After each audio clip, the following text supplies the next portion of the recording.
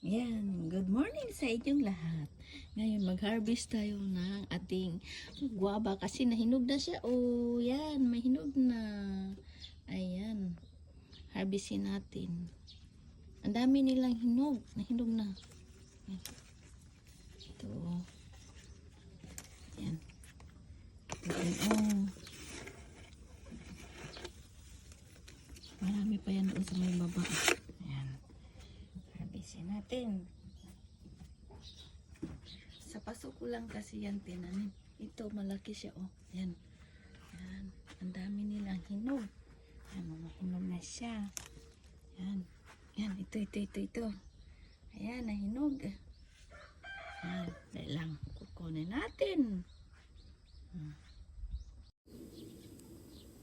Ayan, si Shiro. Gusto din daw niya manguha ng bayabas.